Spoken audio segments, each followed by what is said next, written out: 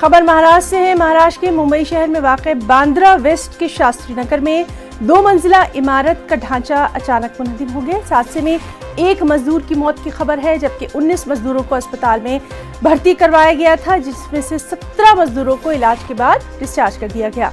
एक शख्स अभी भी अस्पताल में जेर इलाज है। ये वाकया रात तकरीबन 12:15 बजे पेश आया।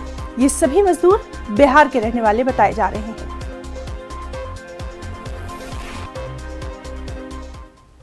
ये 12:30 बजे पूरा हो गया। उसके बाजू में पहला बिल्डर ने ना एक रूम तोड़ा था क्या, तो तोड़ने के बाद में बाजू वाला वो कमज़ोर हो गया। कमज़ोर होने के बाद में मट्टी बिट्टी उसका गिरने लग गया। सब गिरने के 12:30 बजे फिर वो धड़ धड़ धड़ धड़ करके गिर गया। उसमें 13 आदमी था। 13 में से एक ऑफ हो गया। एक ऑफ होने के बाद में फिर पब्लिक अपने इधर के बच्चे लोग ने बहुत निकाला। उसमें से 10-12 आदमी को निकाला, हॉस्पिटल भेजा। एक आदमी उसमें से नाले में से निकाला, वो ऑफ हो गया। 12:30 के करीब ऐसा हुआ कि एक बैग है ना, वो गिर गया। हम लोग ऊपर से छलांग मारे नीचे। बस। आप कहाँ रहते हैं? बाजू में। कितने लोग थे उसमें? वो 9। कौन फैमिली रहती है बाजू में? फैमिली उमली नहीं है, सब वलिया है, सब मजदूर वर्कर। सीधे रुख करेंगे मुंबई का। हमारे साथ मौजूद हैं हमारे साथी प्रशांत पांडे। प्रशांत, आपसे जानना चाहेंगे, ये हादसा जब पेश आया है तो अभी तक क्या कुछ इसमें निकल कर सामने आया है और कितने लोगों को भर्ती करवाया गया था, कितने लोगों को छुट्टी दी गई, तमाम तर तफसीलात।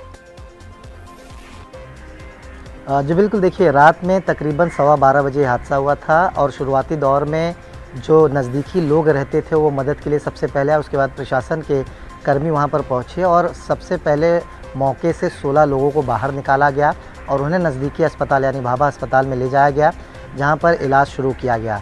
उन 16 लोगों में से रात में ही एक व्यक्ति की मौत हो गई थी, जिसकी उम्र 57 साल बताई जा रही है। साथ ही बाकी के जो लोग थे उन्हें मामूली जख्म लगी थी, उनका इलाज करके उन्हें डिस्चार्ज कर दिया गया। लेकिन मलबे के नीचे कुछ और लोग दबे हुए थे, ऐसी आशंका थी। उसके बाद जब रेस्क्यू ऑपरेशन को अंजाम दिया गया तो मलबे के नीचे से और 2 लोगों को निकाला गया। हालांकि उसमें से एक व्यक्ति की जो हालत काफ़ी क्रिटिकल बताई जा रही है, उसका इलाज अभी भी अस्पताल में चल रहा है। ऐसे यानी आंकड़ा देखा जाए तो कुल 19 लोगों को मौके वारदात से निकाला गया था, जिसमें एक व्यक्ति की मौत हो गई है, एक अभी भी अस्पताल में इलाज जारी है। बाकी जो लोग हैं उन्हें डिस्चार्ज कर दिया गया है। लेकिन देखिए सबसे बड़ा सवाल ये खड़ा होता है कि एक इमारत जो अभी बन रही थी, ग्राउंड प्लस 2 फ्लोर तक ये बनी थी, उसके बाद ये अचानक से गिर जाती है और जितने वहाँ पर मजदूर थे वो इस मलबे के नीचे दब जाते हैं। हादसे में एक की मौत हो जाती है। मौके वारदात पर रात में ही जो एरिया के डीसीपी हैं वहाँ पहुँचे थे, उन्होंने जायज़ा भी लिया, वहाँ पर मीडिया से बात भी की।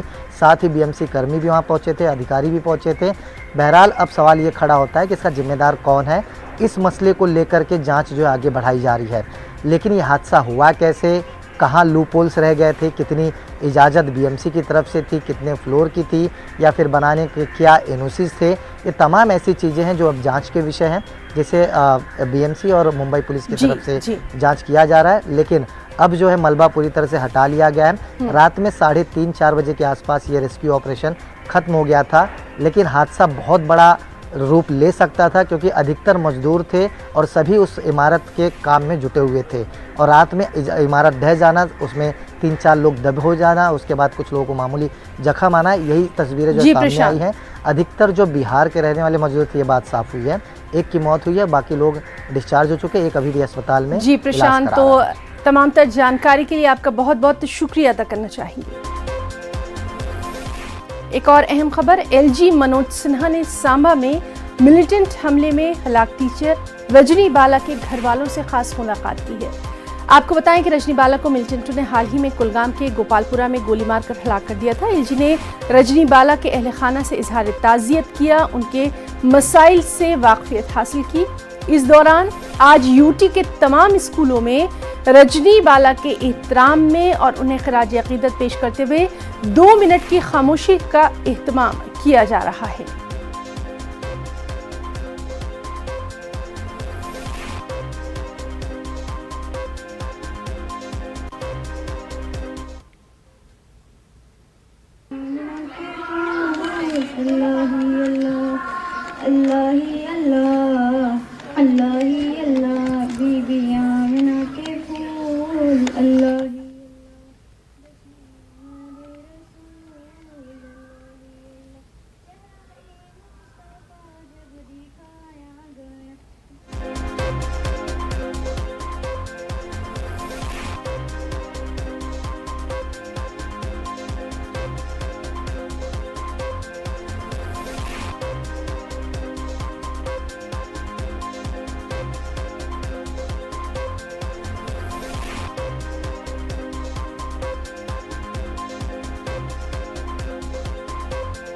तमाम स्कूलों में असेंबली के दौरान रजनी बाला को याद किया जा रहा है।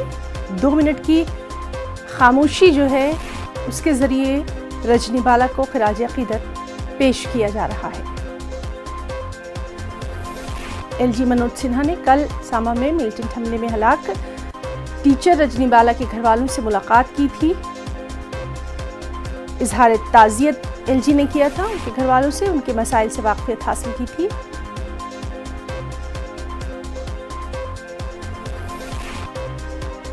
और आज यूटी के तमाम स्कूलों में रजनी बाला के एहतराम में उन्हें खिराज अक़ीदत पेश करते हुए 2 मिनट की खामोशी का एहतमाम किया जा रहा है।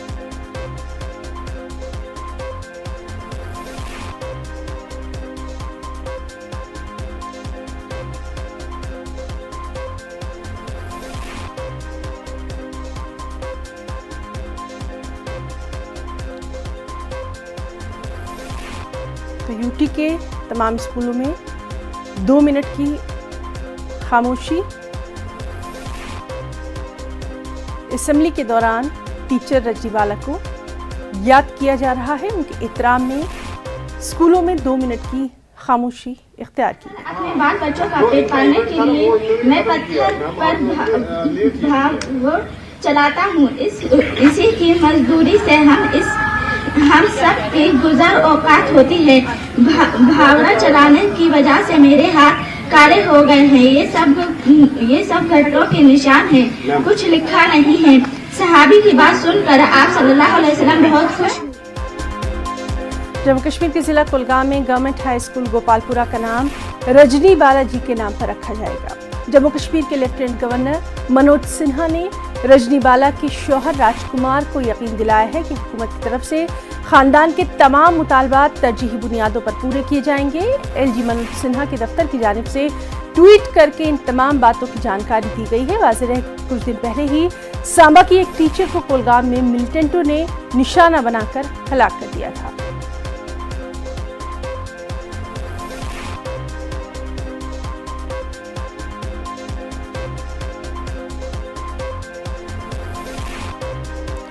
जम्मू कश्मीर के जिला सांबा के विजयपुर में गुज्जर बस्ती में आग लगने का वाक़या पेश आया। इस दौरान 60 आरजी झोपड़ियां जलकर खाकस्तर हो गई हैं।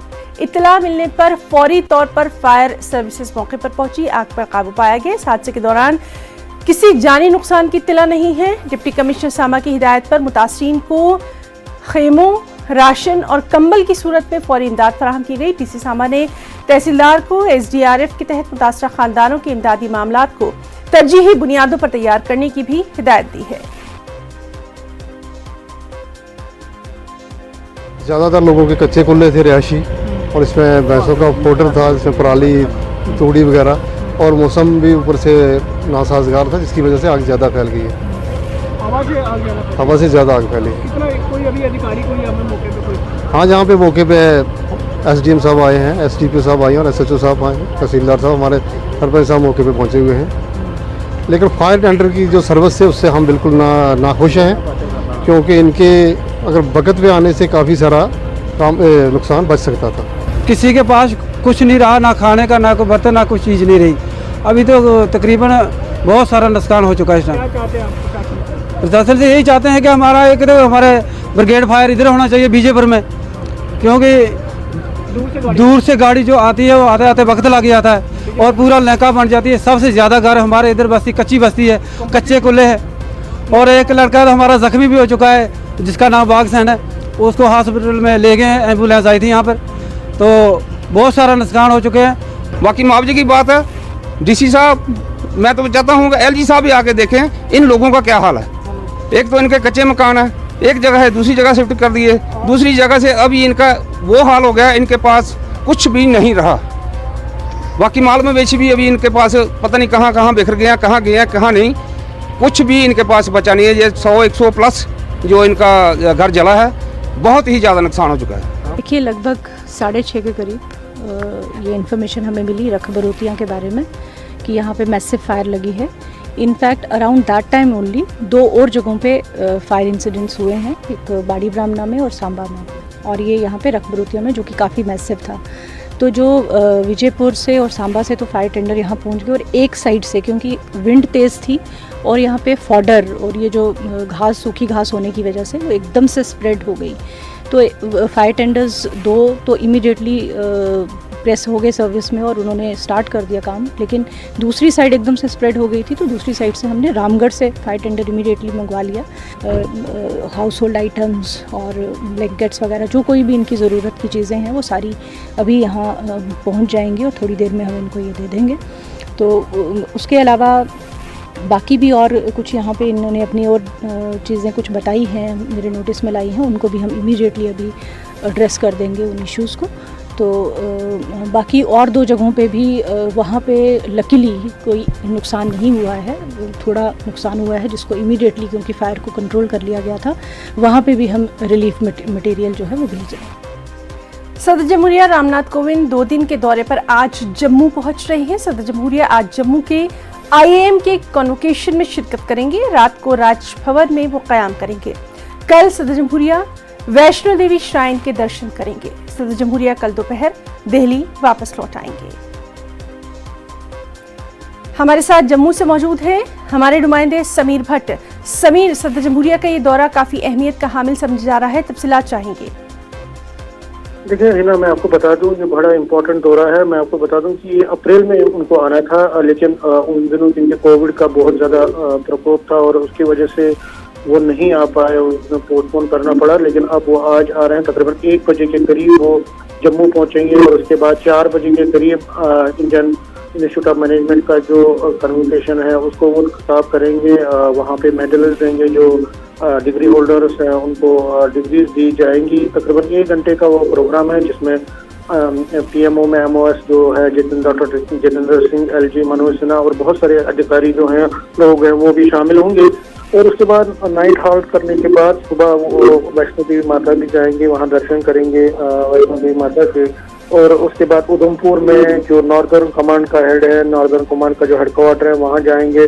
वहाँ आर्मी के जो ऑफिसर्स हैं उनसे बात करेंगे, उनके साथ और जो आर्मी जवान है वहाँ पे डिप्लॉयड है वहाँ पे उनके साथ बात करेंगे। और उसके बाद दोपहर बाद वो दिल्ली के लिए रवाना होंगे। सिक्योरिटी के हिसाब से बहुत सख्त यहाँ पे फुल प्रूफ सिक्योरिटी रखी गई है। हर तरफ से जो है सिक्योरिटी का खास ख्याल रखा जाता है, क्योंकि आपको बता दूं कि जिस तरह से इंटरनेशनल बॉर्डर पे और लाइन ऑफ कंट्रोल पर एक्टिविटीज बढ़ी है, खासकर ड्रोन की। और आज भी अर्निया सेक्टर में सुबह एक ड्रोन देखा गया था जिसको BSF ने फायर करके वापस पाकिस्तान वो चला गया था बाद में। तो कहीं ना कहीं जो VIV सिक्योरिटी है उसके हिसाब से जितने भी प्रोटोकॉल हैं, लेकिन बहुत इंपॉर्टेंट दौरा है उनका और वो LG से भी जी बिल्कुल। तो सदर जमहूरिया के इस दौरे से मुतालिक लगातार तफसीलात हम आपसे लेते रहेंगे। बहुत बहुत शुक्रिया समीर तमाम तर जानकारी के लिए।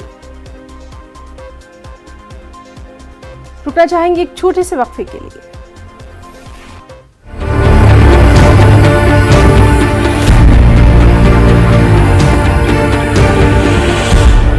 नरेंद्र मोदी आज दिल्ली के प्रगति मैदान में बायोटेक स्टार्टअप इनोवेशंस 2022 का इफ्तिताह करने वाले हैं। इस मौके पर PM मोदी खिताब करेंगे। बायोटेक स्टार्टअप एग्जीबिशन 2 रोज़ा इवेंट है। इसका एहतमाम महकमा बायोटेक्नोलॉजी और biotechnology industry research assistance council कर रहा है।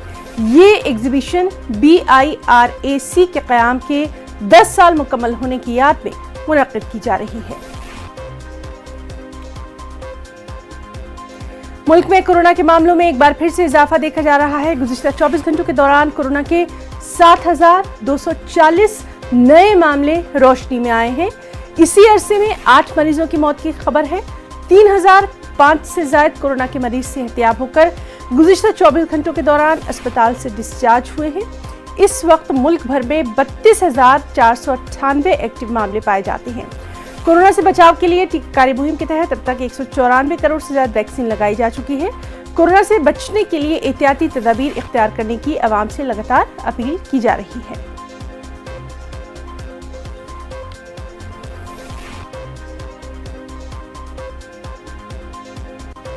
कानपुर तशद्दुद मामले के बाद से हालात को मामूल पर लाने की कोशिशें भी जारी हैं, लेकिन अब भी कुछ शरारती लोग ऐसे हैं जो कि माहौल को खराब करने की कोशिश कर रहे हैं।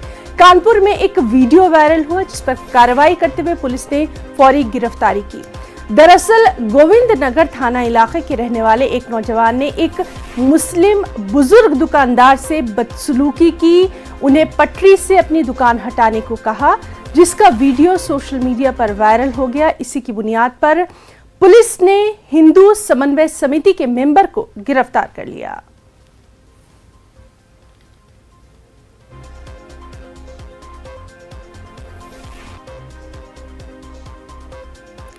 कानपुर से हमारे साथ मौजूद हैं हमारे नुमाइंदे संदीप सविता। संदीप, हमने देखा है कि कानपुर में लगातार इस तरह की इश्तियाल अंगेज कार्रवाइयां की जा रही हैं, लेकिन दूसरी जानिब पुलिस भी फौरी तौर पर कार्रवाई कर रही है। इस नए मामले के ताल्लुक से जानना चाहेंगे। देखिए बिल्कुल हिना, जिस तरह से ये मामला पेश आया, ये कानपुर के थाना गोविंद नगर का मामला है। गोविंद नगर में जहाँ पर बाजार लगती है वहाँ पर कई सालों से ये बुजुर्ग दुकान लगाता था रोड पर, जिसको ये हिंदू समन्वय समिति का जो ये युवा है और बीजेपी का युवा नेता भी है, इसने वहां पर गाली गलौज की, जिसका वीडियो सोशल मीडिया पर खुद डाला। सोशल मीडिया पर जब ये वीडियो वायरल हुआ उसके बाद पुलिस ने तुरंत इसको संज्ञान में लिया और उसको गिरफ्तार कर लिया। जिस तरह से ये मामला सामने आया है कि कोई भी किसी भी तरह का, जिस तरह से सोशल मीडिया पर कोई भी चीज वायरल हो रही है, पोस्ट जो कि विवादित पोस्ट है, उस पर तुरंत ही तत्काल कार्रवाई हो रही है। इसी तरह से इसको भी, ये जो तुषार शुक्ला युवा नेता है बीजेपी का, इसको भी गिरफ्तार किया गया है। जी, तो काफी अहम है ये कि फौरी भी कार्रवाई इस तरह के मामलों में की जाए ताकि दूसरों को थोड़ा सा सबक भी मिल सके। बहुत बहुत शुक्रिया संदीप आपका तमाम तर तफसीलात के लिए। पैगंबर इस्लाम के बारे में मुतनाज़ा रिमार्क्स के खिलाफ अज़दीन ओवैसी की पार्टी AIMIM आज एहतजाज करने वाली है। दिल्ली के जंतर मंतर पर MIM ये एहतजाज करेगी। MIM का कहना यही है कि नूपुर शर्मा और नवीन जिंदल की गिरफ्तारी फौरी होनी चाहिए। MIM का कहना है कि नूपुर शर्मा और नवीन जिंदल के खिलाफ जो कार्रवाई की गई वो नाकाफी है। वहीं हिंदू महासभा नूपुर शर्मा की हिमायत में लखनऊ में पैदल मार्च करने वाली है। दिल्ली से मौजूद है हमारे नुमाइंदे खुर्रम शहजाद। खुर्रम, लगातार हम देख रहे हैं कि अब इस मामले में नूपुर शर्मा और नवीन जिंदल की गिरफ्तारी का जो मुतालबा है वो जोर पकड़ता जा रहा है। MIM भी अब इस लिस्ट में शामिल हो गई है, तफसीलात चाहेंगे। देखिए, अपने सियासी पैर जमाने की कोशिश करने लगी MIM, जो दिल्ली में आज जंतर मंतर पर 11 बजे के करीब एहतजाज करेगी। इससे पहले MIM ने नूपुर शर्मा के खिलाफ दिल्ली के जामिया नगर इलाके में एक थाने में FIR कराई थी। उसके बाद नवीन जिंदल के खिलाफ भी FIR कराने की कोशिश की गई थी, शिकायत दर्ज कराई गई थी, लेकिन अभी तक दोनों ही मामलों में क्योंकि शिकायत दर्ज होने के बावजूद FIR नहीं हुई है और कोई गिरफ्तारी या कोई कार्रवाई नहीं हुई है। जो भी कार्रवाई हुई है वो भारतीय जनता पार्टी की अपनी डिसिप्लिनरी एक्शन है, उसके अलावा कोई कार्रवाई नहीं हुई है। इस वजह से कानूनी कार्रवाई की मांग को लेकर के आज ये एहतजाज होने वाला है। उसमें MIM की तरफ से ये मांग की जा रही है कि नूपुर शर्मा और नवीन जिंदल के खिलाफ UAPA लगाया जाए और उनके खिलाफ कार्रवाई की जाए, क्योंकि इससे मुल्क के हालात खराब हुए हैं, मुल्क का माहौल खराब हुआ है, नफरत की चीजें बढ़ी है और मुल्क की बदनामी हुई है। तो तकरीबन 11 बजे ये एहतजाज होने वाला है, जिसमें बड़ी तादाद में MIM के कारकुन जो शरीक हो सकते हैं। जी खुर्रम, तो बहुत बहुत शुक्रिया आपका इस बेहद अहम जानकारी के लिए। लगातार इस खबर से मुतालिक तमाम तर अपडेट हम आपसे लेते रहेंगे। नूपुर शर्मा और मुल्क के मौजूदा हालात पर बोलते हुए बीजेपी लीडर उमा भारती का कहना है कि पार्टी तर्जुमान को कुछ भी बोलते हुए गाइडलाइन और मर्यादा का खास ख्याल रखना चाहिए। किसी भी मजहब के खिलाफ ऐसी बात नहीं बोलनी चाहिए जिससे कि मुल्क का माहौल खराब हो। उमा भारती ने मजीद कहा कि यूपी के इंतखाबात के दौरान से ही माहौल में तब्दीली आई है। तमाम पार्टी के लीडर और तर्जुमान यानी स्पोक्स पर्सन अपनी मर्यादा भूल गए हैं। इस कमी को दूर करने की सबको जरूरत है। पार्टी प्रवक्ताओं को पार्टी की नीति का उल्लंघन कभी नहीं करना, इसलिए वो प्रवक्ता बनाए जाते हैं। हमारी नीति नहीं है कि हम किसी समुदाय का अपमान करें। उस भूल के उनको जो दंड पार्टी के पास में देने का अधिकार है वो पार्टी ने दे दिया। मुस्लिम राष्ट्रों की प्रतिक्रिया भी स्वाभाविक है, जिनने भी दी उसको भी विदेश मंत्रालय ने और हमारी सरकार ने ठीक से हैंडल कर लिया। इस चिंता का विषय ये था कि यूपी के चुनाव के समय से जो स्थितियां बनी उसमें प्रवक्ता अपनी मर्यादाएं भूलने लगे, झल्लाने लगे, कुछ भी बोलने लगे। नहीं तो पहले हंस देते थे आपस में बात करते समय, वो बंद हो गया। एक अजीब किस्म का तनाव आ गया आपसी संबंधों में। और हम ऐसे समय पे ये तनाव पैदा कर दिए हैं। इसलिए मुझे ये लगता है कि मोदी जी जिस तरह से देश को ले आए, ऐसा आज तक नहीं हुआ, किसी भी देश में शायद नहीं हुआ। उनने जितने निर्णय लिए देश उनके साथ खड़ा रहा, आर्थिक क्षेत्र के, राजनीतिक क्षेत्र के, सामाजिक क्षेत्र के, ट्रिपल तलाक का, 370 को हटाने का, जीएसटी का, डिमोनेटाइजेशन का। ऐसा कब हुआ है कि जिस तरह से अभिनंदन वर्धमान की वापसी हुई है सम्मानजनक तरीके से, चीन को जिस तरह से हैंडल किया, देश भी उठता जा रहा था, नेता देश को उठाता जा रहा था, देशवासी साथ दे रहे थे धर्म और जाति से ऊपर उठ करके। ऐसे समय पर हम कार्यकर्ताओं की ये भूल है कि हम ऐसी बातें बोल रहे हैं और जिसका सीधे मोदी के ऊपर आक्षेप लग रहा है। इसलिए हम सबका कर्तव्य है कि हम आइंदा से इसमें पूरी सावधानी बरतें। और उत्तर प्रदेश में जो माहौल हमने बिगाड़ दिया, मैं बिल्कुल जिम्मेवार ठहराऊंगी। उत्तर प्रदेश के विधानसभा के चुनाव में सब पार्टियों का जो बर्ताव था वो जहर उगलने वाला बर्ताव था और उसको जितना जल्दी हो सके ठंडा करना। तो आज की ताज़ा खबर में आज के लिए फिलहाल इतना ही। इजाजत दीजिए, आदाब।